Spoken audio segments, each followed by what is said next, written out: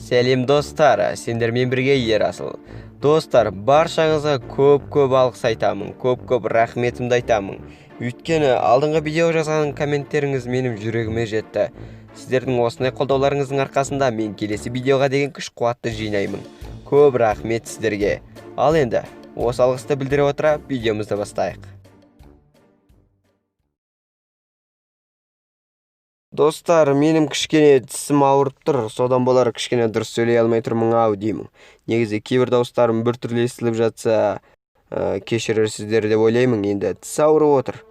Айтпақшы, енді видеоны айтайық. YouTube сайты әлемдегі ең танымал сайт екені бәрімізге белгілі. Ол әлемнің бірінші видео хостингі. Бұл сайтта қаншама контент бар. Бірақ бүгін біз көрсетке отырған контент көптің үрейін туындатқан қорқынышты топтамаға айланған контенттері. Біздің арнадағы ең сұмдық арна деген видео есіңізде ма? Онда бүгін біз сол видеоның жалғасын түсіреміз. Ең сұмдық арна 2-ші бөлім. Бүгін біз YouTube'дағы ең қорқынышты арналар жайлы айтатын боламыз. Дайын болсаңыз, видеоны бастайық.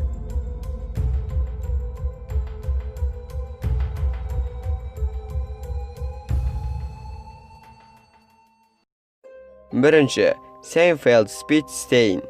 Бұл арна балаларға арналған анимация түсіретін арна ретінде танымал. Бұл арнада 130 мың тіркелушісі бар және 31 видео бар. Бұл арнада 5 жыл бойы жаңа видео шыққан жоқ. Бірақ ең қызығы, бұл арна балаларға арналған десе де, бірақ мұна арнаның видеолар өте сұмдық және өте қорқынышты. Мысалы, біреуін қарап көріңізші. SpongeBob Style дейді. SpongeBob Style. SpongeBob Style. SpongeBob Style. SpongeBob Style. Hey, sexy fish.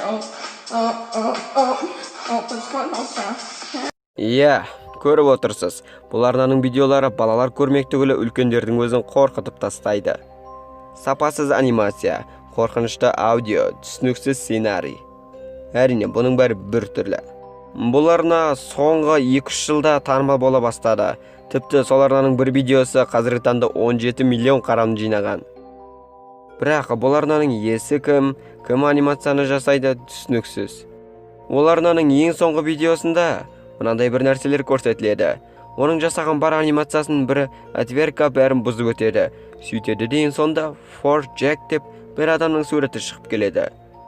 Менімше осы анимацияны дайындайтын осы адам шығар. Сіз қалай ойлайсыз? Бұл арна не үшін жұмысын бастады? Неге осындай анимациялар түсіреді? Өз ой пікіріңізді міндетті түрде комментарийге қалдырып кетіңіз. Екінші арна Robert Helpman. Бұл арнада 33 мың тіркелушісі бар. Соңғы жылда бұл арнада жаңа видео мүлдем шыққан жоқ.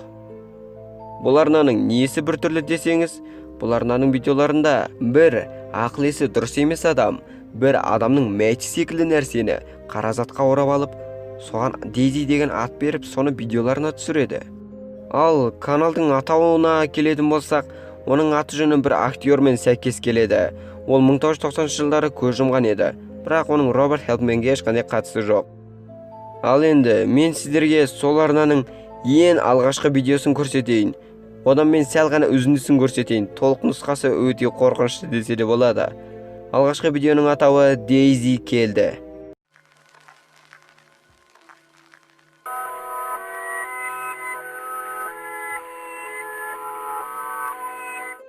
Көп адамдар видеодан шығатын мәйітті шынайы ма, шынайы емес па деген сұраққа жауап бере алмай жүр.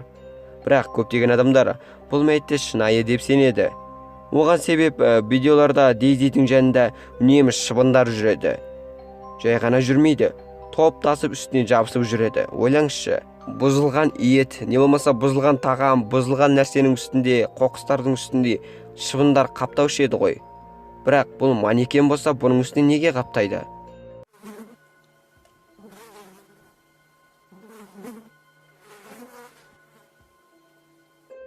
Және бұл арнадағы бір видеода бір әуен шығады.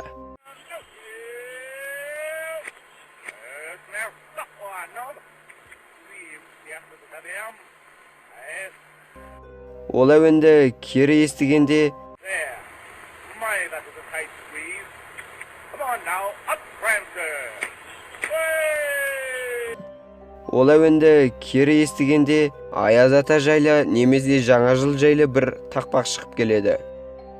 Және байқаған шығарсыздар, видеодағы кадр ауысқан сайын бір сурет шығып келеді. Бұл сөздерді іздестіре келсе, бұл балаларға арналған жаңа жыл тақпағының бөлігі екен. Бұл арнаға байланысты көптеген теориялар шықты. Көбісі былай ойлайды. Бұл арна қарап отсаңыздар, үнемі жаңа жылға байланысты нәрселерді көрсетеді. Бір жаңа жыл жайлы бірдеме айтқысы келе ма, сондай ой бар. Көп адамдар осы арнаны жұмыстатып отқан адам бір нәрсені біледі. Ол жаңа жыл жайлы бір нәрсе біледі. Ол осы видеолар арқылы жасырын месседж беріп отыр деп санайды. Және мен сіздерге осы арнаның соңғы видеосын көрсетейін. Видеоның атауы Дейзи кетті.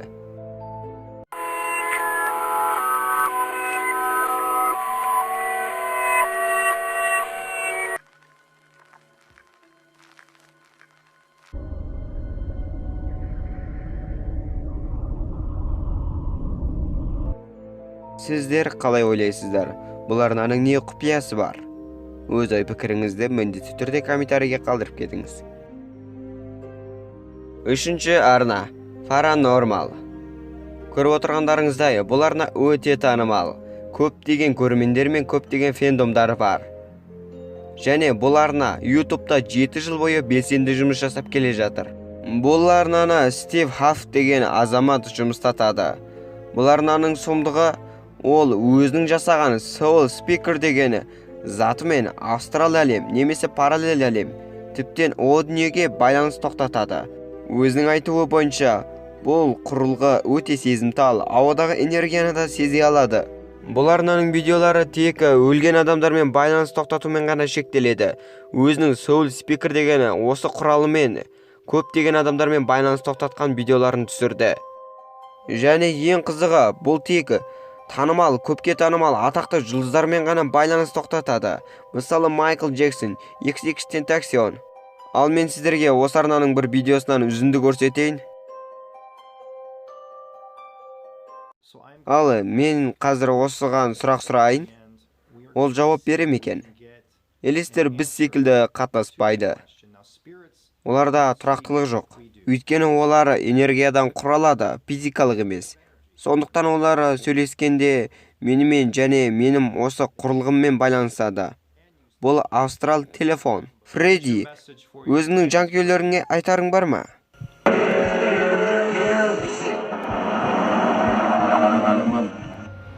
I love you. Көргендеріңізде тек осындай видеоларды түсіреді.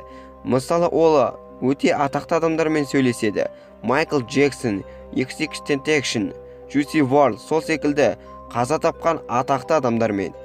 Онда мынау қаншалықты шынайы? Достарым, бұл мүлдем өтірік. Видеодан көрген дауысты қандай да компьютермен эффектілеп жасап қоюға болады. Және бір нәрсені байқадыңыздар ма? Бұл тек атақты адамдармен ғана байланыс тоқтатады. Бұл дегенің қаралым жинаудың ең керемет әдісі.